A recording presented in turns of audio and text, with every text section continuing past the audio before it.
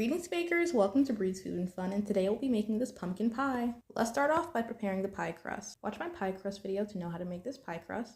But first, flour your cutting board, take your pie crust out of the fridge, cut it in half because we only need half for this recipe, coat it in more flour, be sure to coat your rolling pin in flour, and roll it out so that it's larger than your pie pan.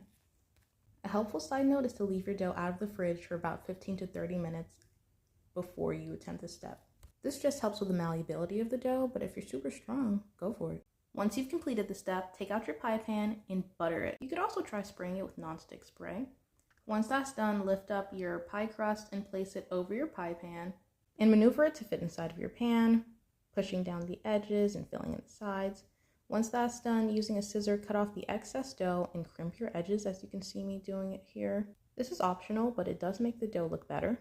When you're cutting off the excess dough, leave a small amount around the edge of the pie pan. This just helps with the crimping and decoration. Now it's time to blind bake your crust. Take out a sheet of parchment paper that's a bit larger than your pie pan. Crumble it together, open it back up, place it in your pie. Add pie weights or beans. I use 4 cups of black beans for this. This just prevents the dough from rising up and bubbling up. Bake it in a 350-degree oven for 17 minutes. Once that's done, remove your pie weight and prick the bottom of the crust with a fork, going all around so that it doesn't bubble up. Take some egg whites that we'll procure later from some eggs that we're going to crack and brush the edges and bottom of the crust. This just seals it from any potential leaks later on. Place it back in your oven for 5 minutes. Take it out and allow it to cool while we make the filling. For the filling, add 1 15-ounce can of pumpkin puree, half a cup of brown sugar, a 1/4 cup of white sugar, 1 1/4 teaspoons of pumpkin spice, 3/4 teaspoon of ground cinnamon, 1 teaspoon of salt, 1 teaspoon of vanilla extract, a 1/4 teaspoon of almond extract in a bowl and whisk together.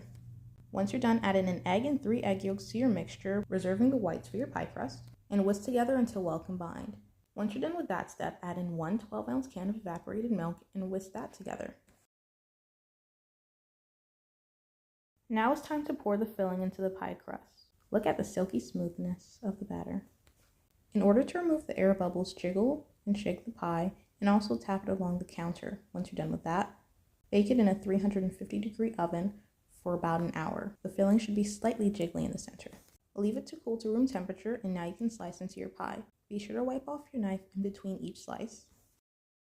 In addition, dipping your knife in hot water will also make the process easier. I use this pie server to remove the pie, and look at the luscious beauty.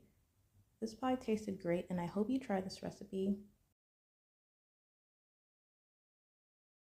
Thanks for watching, and I hope you enjoyed the video.